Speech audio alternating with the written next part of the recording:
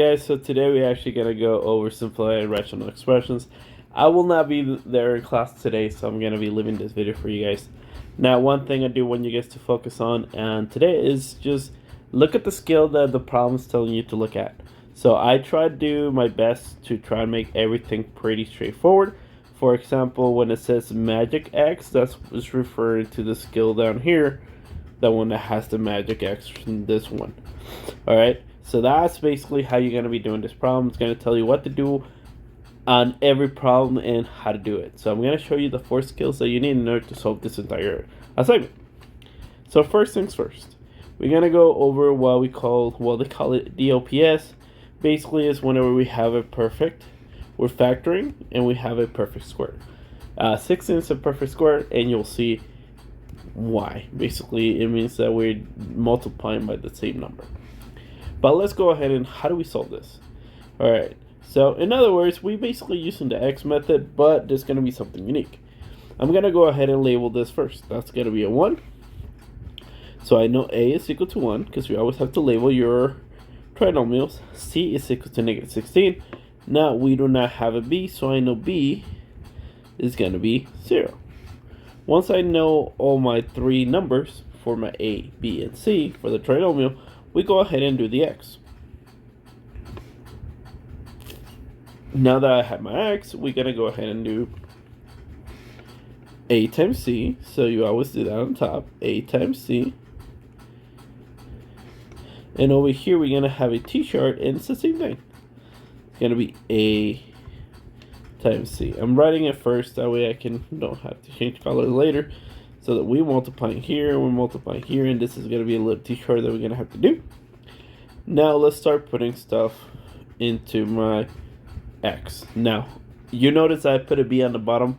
Your B is always going to go on the bottom of your X. So let's go ahead and start solving this. It's pretty easy. So what is 1 times negative 16? Well, it's negative 16. What is B in this case? 0. So I already filled out half of my X. I just need to go ahead and fill out the sides. The way that we're going to do this is that we need to find factors of negative 16. So again, we're going to do negative 16 over here.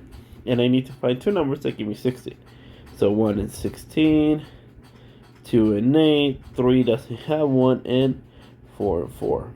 Now, whenever it comes to factoring, this is the number 1 rule, and I'm going to keep repeating it because a lot of people still don't get it, is that you need 2 numbers, for example, those 2, that if you multiply, they give you 16, but also if you add, they have to give you 0. Okay, so the only pair that can do that here is going to be the one I just underlined, actually. Those 2, but one of them is going to have to be a negative. Alright, so it's going to be negative 4, 4, and all we have to do is make sure we put them into parentheses. Now I'm going to start with a negative 4, so it's going to be parentheses. You always put X first whenever it comes to this, and then X minus 4. And we're going to be doing the same thing, but with the positive 4 now. So X plus 4. And I'm going to highlight it, that way you know exactly what I'm talking about. So this one, actually, let me go back real quick. Let me do this one, this color, that one. Factors like that.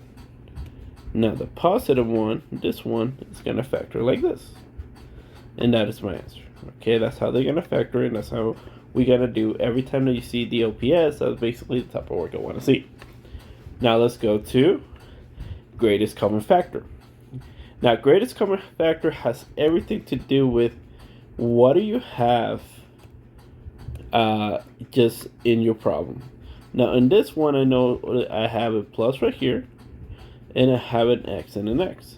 Now, I'm going to go ahead and look at the size of my plus, and I notice that X repeats on both sides. So what I can do, I can go ahead and grab this X and factor them out. So I'm going to factor only one X. So I'm going to put one X on the outside. So the inside is actually going to be changed, and we're going to rewrite our expression that we have on top. So we no longer have X squared because I took one of them out. I only have one X in that position. We still have the plus, and we still have the 2. But guess what? We don't have that final X because we took it away. That's why we factored it. Okay? So that's usually what happens whenever we do this. And same thing, if I was factoring in a number, I would have to go back and divide my original expression just to get that. But yeah, that's it. This is my answer for this. I don't think I squared the other one, but I will now. So that's my answer for that one. That's my two factors. Over here I have my two factors also. I factored that completely. Pretty straightforward. It's anything that just repeats. Now let's go into what they're gonna call magic X. In our class, we know it just as the X method whenever it comes to factoring. So first things first, label your trinomial. That's the number one thing I always want you guys to do. That is 1, so A is equal to 1, B is equal to -4, and C is equal to -12. Once you know that, now we can go ahead and start drawing my X. And I'm gonna put the same work that I put on the other one, so I know on the top I'm gonna have to multiply A times C.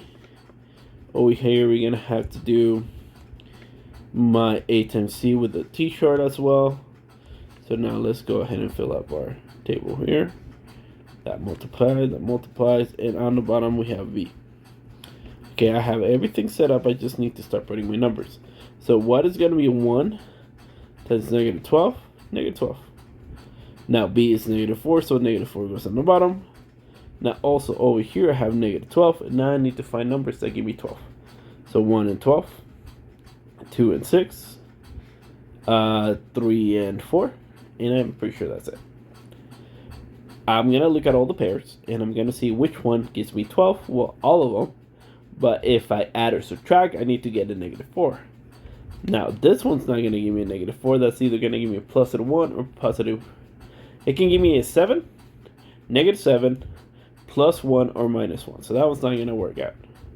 Now, this one's going to give me 13, 11. Really don't need that one. Now, finally, this one is the one that we actually want. But the 6 is going to have to be negative because this guy is negative, okay? So let's write our two factors. So it's going to be 2 and -6. Now we need to write it in parentheses. So I'm going to go ahead and start with the first one. It's going to be x plus 2. The second one is going to be x minus 6. And now I'm going to highlight them so you know exactly where I got those two numbers from. The first one, the 2, this one, is this. The -6 that we have next to it, this one, turns into x minus 6 right here. Right, and that's my factors. So now we just have one more method just to go over all of this. Now, that's the X method. Now, whenever we do the X method, sometimes we're going to have, why they call it here super X, magic X. But basically what that's referring to is that now this number is no longer 1. If you looked at the previous one, that number was 1, and that's why we just did it kind of simple. Now we're going to have to do an extra step because we have a 3 in the front. But we start the same way though. So we're not gonna sweat it. We're just gonna start exactly the same way that we would do before. We're gonna label our trinomial. So that's A, that's B for 10, and that's -8 for C. We're gonna go ahead and do my X here. I do my X, and we're gonna start labeling what was everything's supposed to go.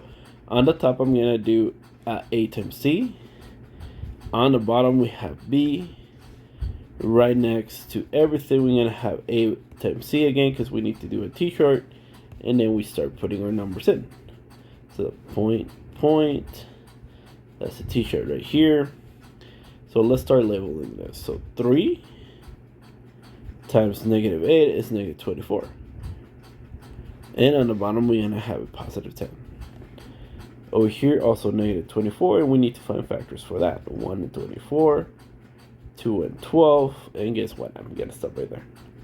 Now, one of those two is gonna be able to give me 10, and I know it's gonna be this one right here. If I make that 2 negative. So I know this is gonna be -2 and 12. Okay. Now, due to the fact that we have a 3, we're going to have to divide by 3. Both of my two factors that I have right here. So that one's going to be divided by 3 and divided by 3. Now, the first fraction right here doesn't simplify, so we're going to leave it alone. But the second fraction actually does simplify, and it becomes 4. So now we have 4 right there. Now let's go ahead and write our two factors. This is how it's going to work. I'm going to start with the first one. Now you always put your bottom number first. So I'm going to put it, and this is only if you have a fraction. If you don't have a fraction, like on the previous example, you don't have to do this, okay?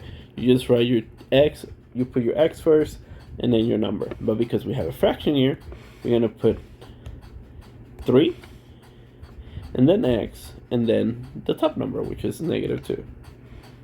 And then we're going to do the other one, which was what? X plus 4. And we're done. And I'm going to go ahead and highlight them so you guys can see it. That one goes with that one. And this fraction right here, -2/3, goes with x, or 3x minus 2. And that is it. We're done with the 4 type methods that you're going to be needing to go ahead and solve all of those problems, okay? Alright, so good luck. Hopefully this kind of helps out everybody out. Remember, the only way that you can cancel something on the top and on the bottom is if they're the same thing. If you have the same thing, guess what? They can cancel out. Alright, just keep that in mind, and hopefully you guys can finish it. Make sure you turn in at the end of class, and that is it. Have a great day, guys.